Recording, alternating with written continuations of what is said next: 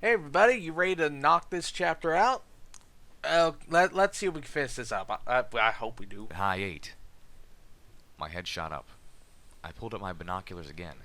5 glowing orbs, alicorn shields, were heading towards us from Maripony. Damn it. I should have worn that damn Enclave gear after all, Calamity cursed. Little Pip, reassemble Spitfire's thunder. We're in for a bumpy ride. I levitated the magically augmented anti-machine rifle from Calamity's holster and began putting it together. 4 midnight blue alicorns suddenly appeared, flanking us. The stars curse me to 1,000 rapes by the horn of Nightmare Moon, Zenith whispered next to me.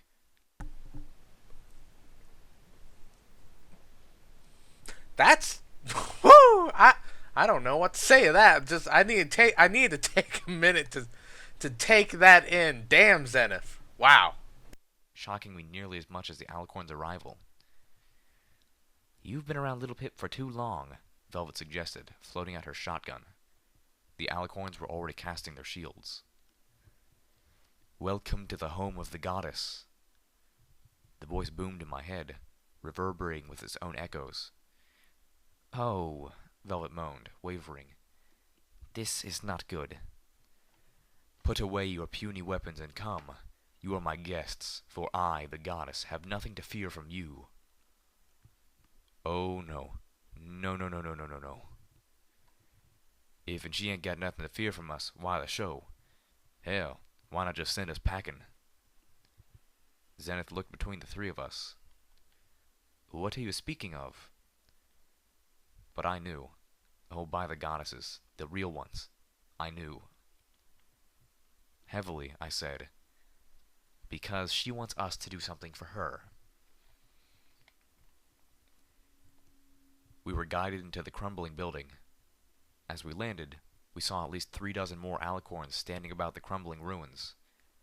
In a single movement, in perfect unity, they all turned their heads to look at us. It was the unparalleled creepiest thing in the history of ever.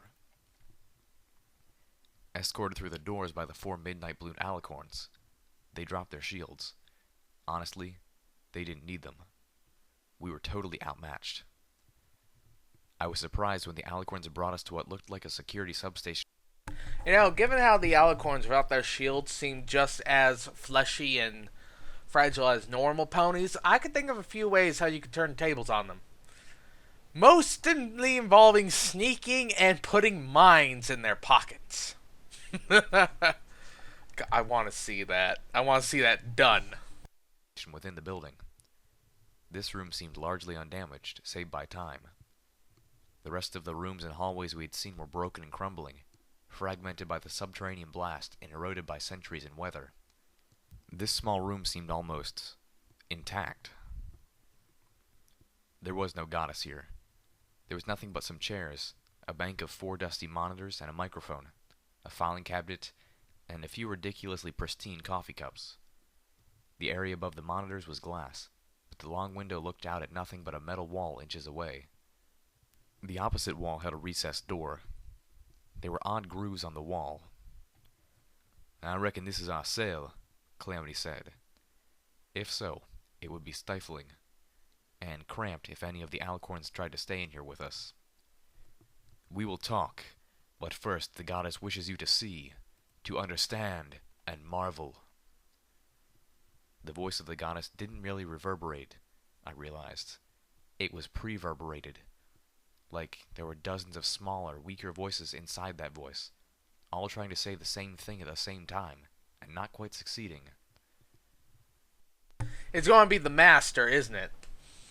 Like, not just in, like, idea of an actual physical form. The master was horrifying. The master was nasty. Shit. Look it up if you don't know. Sick shit. Freaky. The voice of the goddess was a chorus. Understand what? Velvet Remedy asked.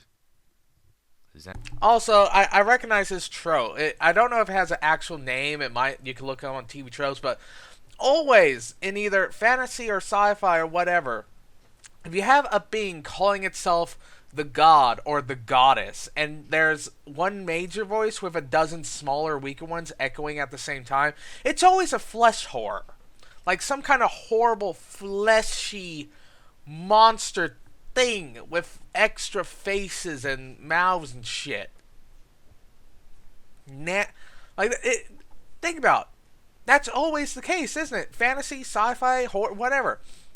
Anything that gives itself a deific name and speaks with multiple voices is always a weird ass flesh horror.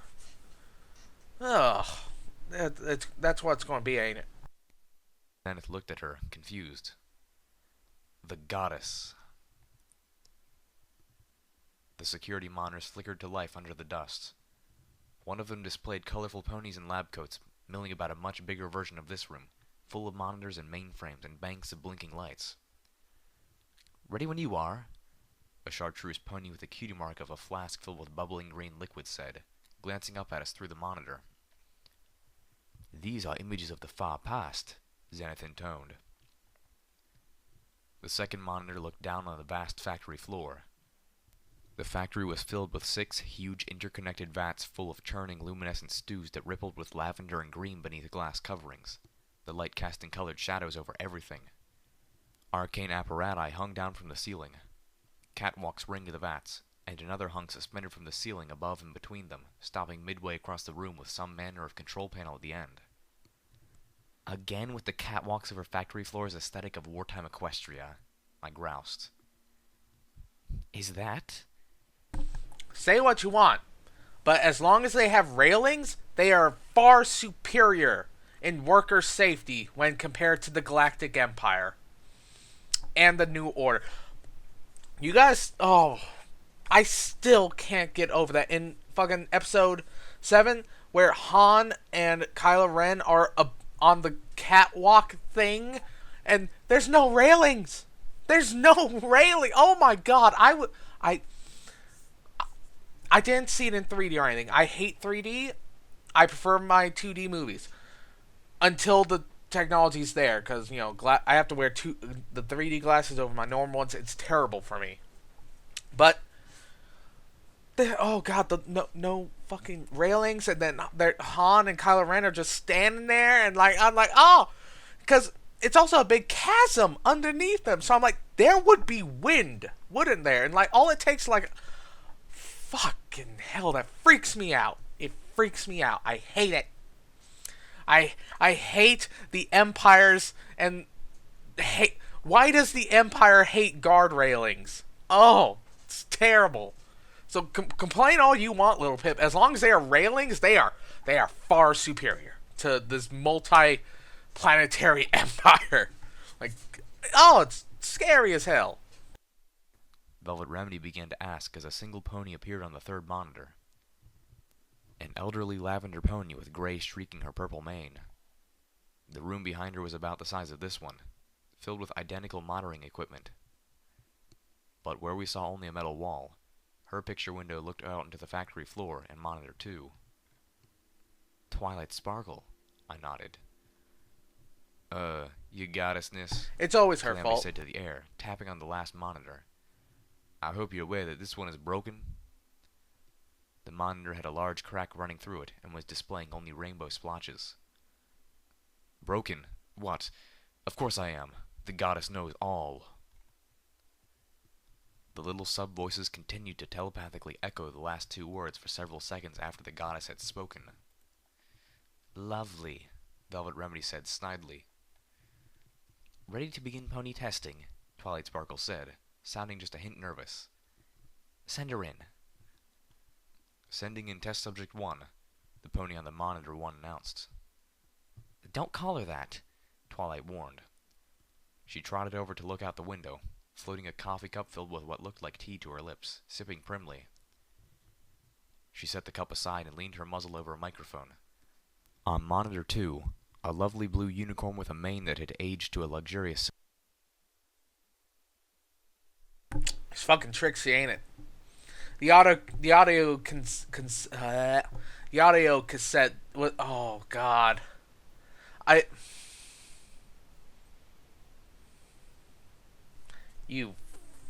don't like Trixie, I'll be honest with you, but that was a fucking Chekhov's gun, wasn't it? Silver slowly made her way out to the suspended catwalk, She turned and looked up to the window. Twilight Sparkle, I just wanted to thank you again for giving me this opportunity. It means so much to me. You're welcome, Trixie, Twilight Sparkle said kindly. The name rang a bell, but it took a moment to place it. Trixie, the mayor from the cottage outside Fetlock. She went to Manhattan for a meeting with Twilight Sparkle and never returned. The lavender pony hit Call a button that with her shit. hoof, and an ornate golden cup rose out of the console at the end of the walkway. Purple and green liquid rose through the tubes running from the vat to the apparatus above. Then, a thin stream poured into the cup. Trixie walked across the platform and sniffed at the cup. Is that roses? Twilight chuckled softly. Yes, I added the scent. Hopefully it'll taste like roses, too. Really? Trixie looked up towards Twilight Sparkle with astonishment. Twilight's ears drooped. Unfortunately, probably not. She hesitated. Trixie, you know you don't have to do this, right? Oh, I want to, the blue unicorn insisted. I want to help, and this will make me more powerful, like Luna and Celestia.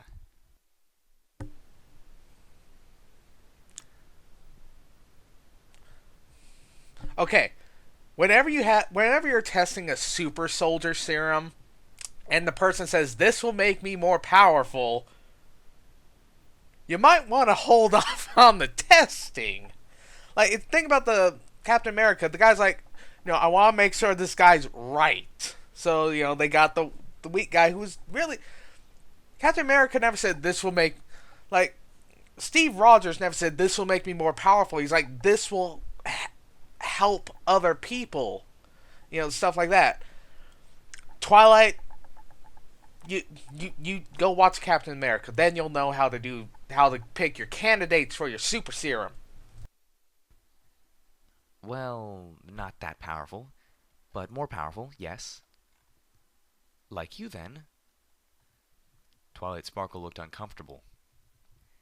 We're hoping for more than that. And it's safe, right? Absolutely, Twilight Sparkle assured the blue unicorn on the catwalk below her. All the tests have come back looking spectacular. The only variable is, well, dosage.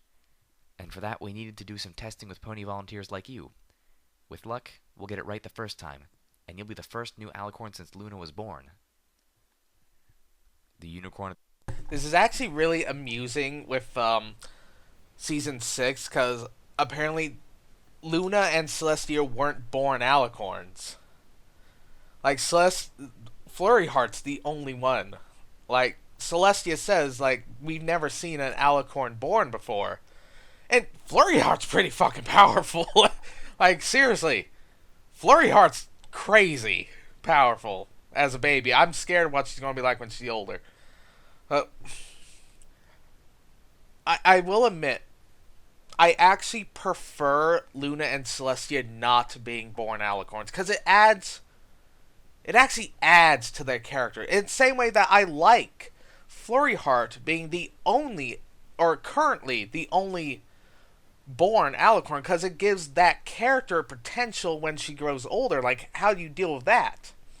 And, like, not being born alicorns adds to Luna and Celestia's backstory in the way that I enjoy. I mean, being born alicorns can be played perfectly fine and reasonable, but I just prefer that they weren't. So, it's also weird to read this, because this is from the time before we realized that Luna and Celestia, at least, is kind of weak as shit. And that's another thing I actually like. I don't like Celestia being this all-powerful being. Luna either. I don't like the idea of alicorns as a whole as being all-powerful. I enjoy it when they're not. Like, they have their spheres that they're good at. Even then, they're not necessarily the greatest in those spheres. They're just really good at it. And they'll live a lot longer than you. Oh, I was going to say something and I forgot. Shit. I can visualize what I want to say, but I forgot it. So, fuck it. It'll come back to me, so let's just keep going. At the end of the catwalk nodded. and mumbled something that sounded like great and powerful smells like roses, then looked up with wide eyes. You sure I shouldn't start with just a little more, then? Twilight Sparkle stifled a chuckle.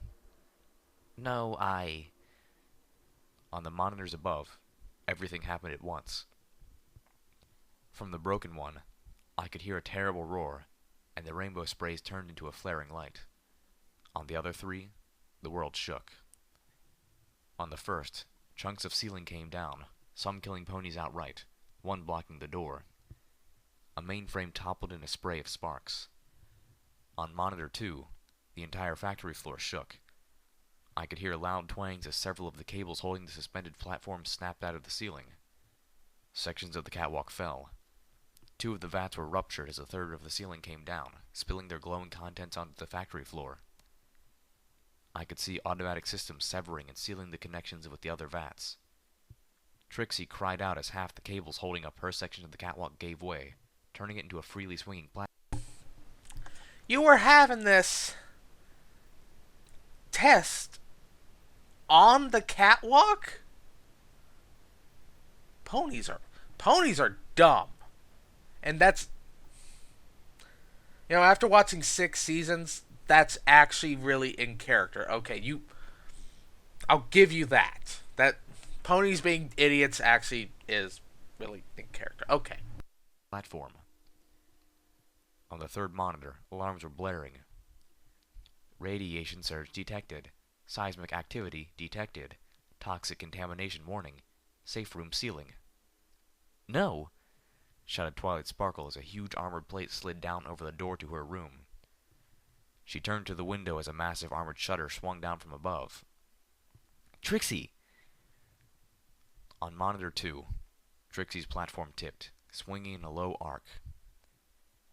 The unicorn slid down the inclined surface, trying to find purchase, as the lower end of the catwalk segment impacted the glass roof of one of the vats, shattering it. The blue unicorn plunged into the vat. Okay, so Trixie got more than just a little cup.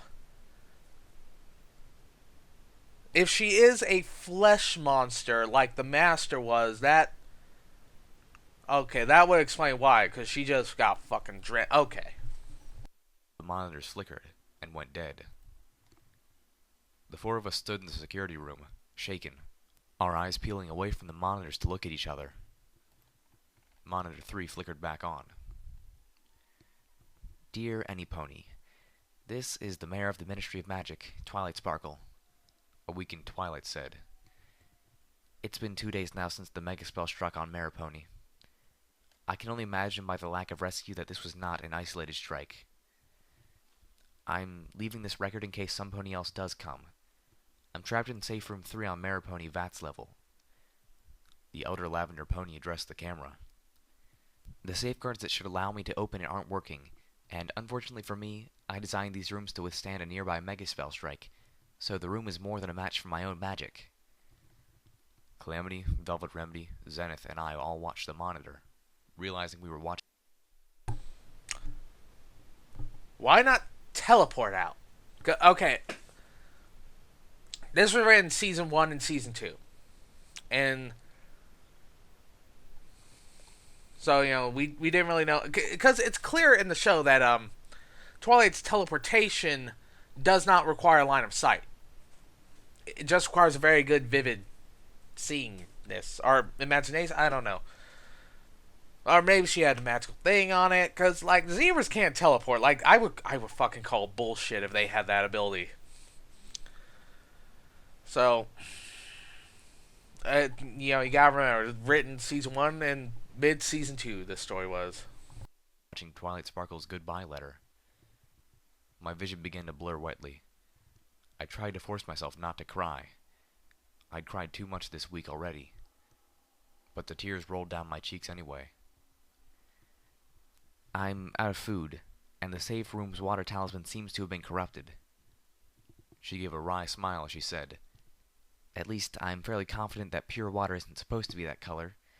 I'm also beginning to suffer hallucinations. I think that I'm hearing the screams of the ponies in Maripony, like something horrible is happening to them. I know that's impossible. These walls are soundproof. I keep hearing Trixie's voice in my head, screaming. Sometimes it gets so bad. The lavender pony waved it off. Not important. What is important is that we tried.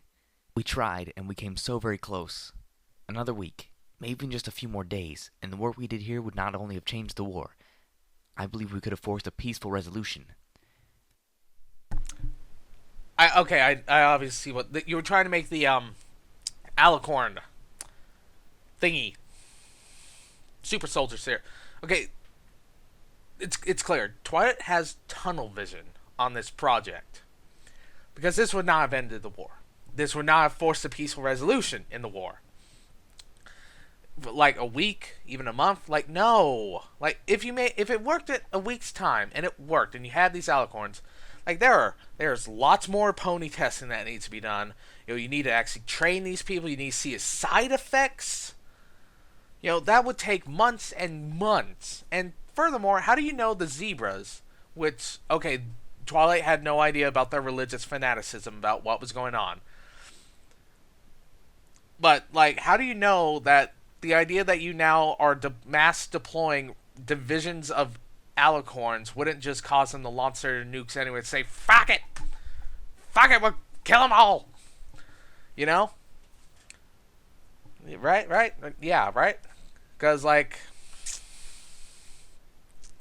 Also, I do agree, on the last video, there was a discussion where one guy said that it's quite possible that the only sapient things still around are in Equestria, because it sounds like only Equestria really had the means of powering and producing a Mega Spell shield, even a partial one.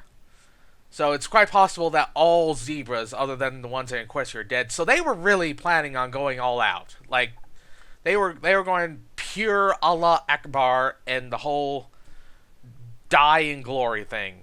True mad. So, like... Oh, Twilight, you naive bitch. Also, I brought this up way earlier when I found out that the alicorns were the FEV Super Mutant Super Soldier Project. What are you going to do in the peace settlement? Like, you have degraded the divine right of alicorns, because if you can engineer an alicorn, then where does the divine right come from? And, that we got on a whole project about how Equestria would basically fall apart and go all out, but, let's not get into that. What's important now is that we still have one more chance. Find Spike. He's my most loyal assistant, my #1 assistant. Find him. Twilight Sparkle seemed to sleep. The monitor flickered out again. Spike. The monitor burst back to life. Twilight Sparkle's haggard face was pressed close to the camera. She looked atrophied, crazy. Something's going on here. I don't know what, but it's bad. If you're a Maripony, get out. Get out while you can and drop a zebra missile on this place. Suddenly, there was a loud metallic grinding from the speaker below Monitor 2. On the monitor, we watched as the metal plate over the door lifted up. The metal shutters over the windows lifted. Monitor 2 sprang to life. The vat room was a disaster. The floor was waist-thick in mixed fluids. Something swam in the water. No, not swam. The body of a light red unicorn pony was being dragged through the liquid by a telekinetic tendril. We watched as the tendril hauled the body out of the pool and up the side of one of the vats. A moment later, the body disappeared over the lip and into the vat. Streaks of blood rose up several of the vats. On Monitor 3, Twilight Sparkle was crawling towards the door, too weak from hunger and dehydration to stand. Unable to stand, she couldn't see what was just outside her window. Light flared in the room, a blue light that took the form of Trixie. The blue unicorn stood, shimmering, in front of Twilight Sparkle. From this angle, we could clearly make out her face as she spoke to the lavender unicorn who once bore the element of magic. The Trixie illusion spoke, but no words came out. "I'm so sorry, Trixie," Twilight Sparkle whimpered. As the Trixie illusion's mouth continued to move, Zenith pushed past me and leaned close. Our zebra began to read the movements of the unicorn's mouth.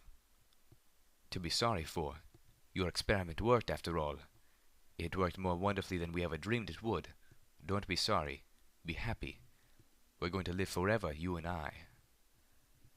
I felt a deep, dark chill and prayed that Zenith had mistranslated that. What? Asked a startled Twilight. I'm sorry it took so long for me to be strong enough to save you, Twilight Sparkle. Velvet Remedy gasped as the light blue tendrils of telekinetic energy snaked into the room and wrapped around each of Twilight's hooves. No! Twilight Sparkle struggled with more strength than should have been possible. It is time to save you now, Twilight Sparkle. Zenith continued to speak for Illusion Trixie. We're going to be close now, you and I. Oh, goddesses. Velvet moaned and buried her face in Calamity's mane as the tendrils slowly dragged Twilight Sparkle, kicking and screaming towards one of the Phrasing, Trixie, that, bats. oh. Shaking. I wanted, so desperately wanted, to turn away. But I couldn't. Twilight Sparkle let out the last cry as she was dragged over the lip of the farthest vat. One word. A name, I think. But I couldn't make out what it was. The two monitors went blank, and this time, they stayed that way. Oh goddesses, oh goddesses, oh goddesses. I felt utterly numb with horror. Velvet Remedy was crying. Calamity, well, he looked grimmer than ever. Well, it was a little squicky, but I don't know if it was that the air bad. filling with the squeal of grinding metal as the shutters over our own window lifted up. We stared out over the vats. This wasn't just a similar room. It was the same room. Centuries had not been kind to the room beyond. Another third of the ceiling had collapsed, as had two of the vats. The pool on the floor had turned to sludge, covered with a sickly layer of dust and floating debris. Swirls of colored light seeped up from the two still intact vats. They danced in the air, exploding like fireworks. In my head, I heard the echoes of half-remembered fanfare, but not from a memory of my own. The great and powerful goddess welcomes you. Okay, how in tarnation do we kill that? Calamity, I hissed. More swirls of light lifted from the vats. They shimmered, merging together, until the giant face of Trixie loomed above us. But not just Trixie, as little motes of other ponies' faces occasionally burst to the surface, like zits, crawling along the head and mane of Trixie before sinking back. Fear not, for I, the goddess, already know why you have come. Red-Eye, that treacherous pony, desires my end. But the goddess is not worried, for the goddess is great and powerful, and Red-Eye is not. Somehow, through the sheer soul-breaking horror of what I was seeing and what I had just witnessed, the little pony in my head stomped for me to pay attention. She did not like where this was heading. Fear not, Zenith began, for I, the goddess, already.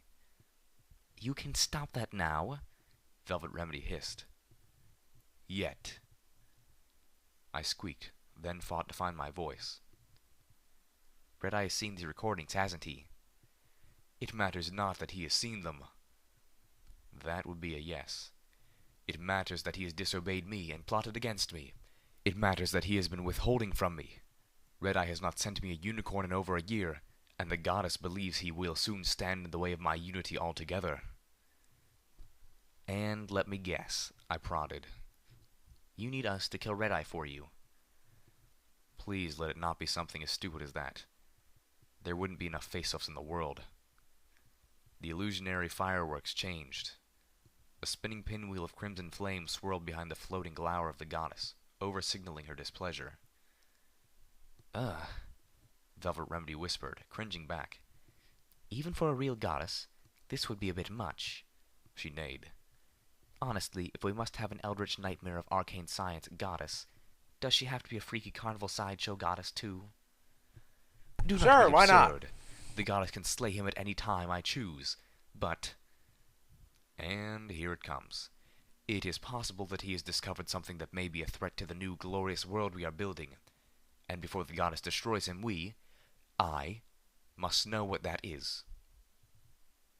Well, okay. That makes much more sense. Says the goddess who claimed to know all not 20 minutes ago. Velvet Remedy muttered. Calamity nudged her with a wing. Would you kinda not go upsetting the telepathic psycho gestalt? And why us? Because the secret that Red Eye seeks, the secret hidden even from the great and powerful goddess, is locked away inside a warehouse in Ministry Walk in Canterlot. Oh, so that's the place Red Eye is trying to get into. I remembered a conversation with Watcher. Yes, one of Equestria's heroes did decide that her ministry would be the Ministry of Awesome. They even built a ministry headquarters for it on Ministry Walk. After a few years, Luna ordered it crated up, and they began using the MAW HQ for storage, with controls that can only be operated by a Pegasus. Clever. So the goddess didn't actually need me. She needed Calamity. I wondered how Red Eye was going to get past that. And be on a shield which only a Ministry Mare can step through. And that would be the bypass that Red Eye was trying to get through. But why did... Oh, of course. Close family or direct descendants thereof. The goddess needed Velvet Remedy as well. Once again, I was the one just clearing the way. In addition, there is one thing remaining that prevents unity. A flaw in the process that must be corrected before it can be brought to every pony in the Blighted Land. You know, now that I've seen what this unity is all about, I'm fine with that. That is because you are only a pony. Your kind cannot thrive in this world any longer. You merely survive, and barely at that. But my children can thrive. My children are more powerful, more capable of facing the mutated dangers of this world. The very poisons which kill you make my children stronger. Your children can't even breed, I pointed out. Every single alicorn I have seen is a mare. You have no stallions. Now, I'll agree that can be fun, but when it comes to thriving, that's a doozy of a problem. The main voice of the goddess was silent a moment. Flares and fireworks continued to explode behind her glowing, faces-covered face. They whispered incoherently in my mind, giving me a headache. Like the goddess said, a flaw, but one which can be corrected with the right magic. Let me guess. You want Rarity's little black book. The goddess did need me after all. She needed some... Are gender-bending spells necromancy? Is that where we're going? I mean, gender-bending spells are real. Oh god, that'd be... I mean, we see... Twilight's Magic Duel, Twilight pseudo-casted one. I mean, they didn't say it wasn't a real spell, just that it was higher than... Equestria's fucking weird. Pony who could pick a lock. As our alicorn escorts marched us back to the Sky Bandit, all my friends were wondering the same thing I was. What now? Can you all read lips? Zenith asked. Okay, so not all of my friends were wondering the same thing. Red Eye still had me over a barrel, but... I stopped like I'd been hit in the face with a bale of hay. I lost all feeling in my hooves as one more horrid realization flooded through me. Lil Pip? Calamity asked. Something in my expression was making him look very worried. She said, Red Eye hasn't sent her any unicorns in over a year. My mind flashed back to experiences with slavers, and the little hints that Red Eye, or at least Stern, was particularly interested in unicorns.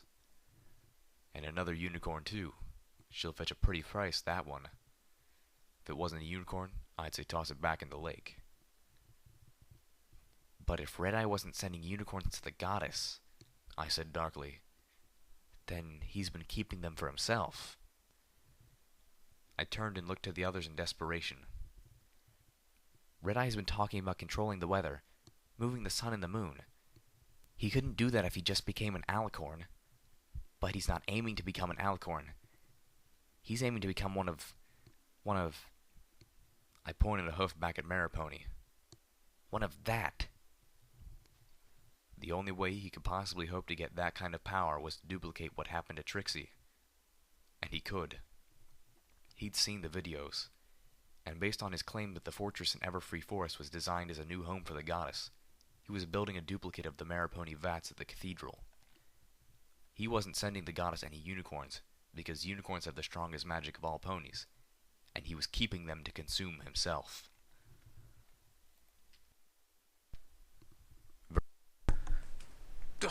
Oof. That good ending word choice. Consume himself. That I'm going to have nightmares now.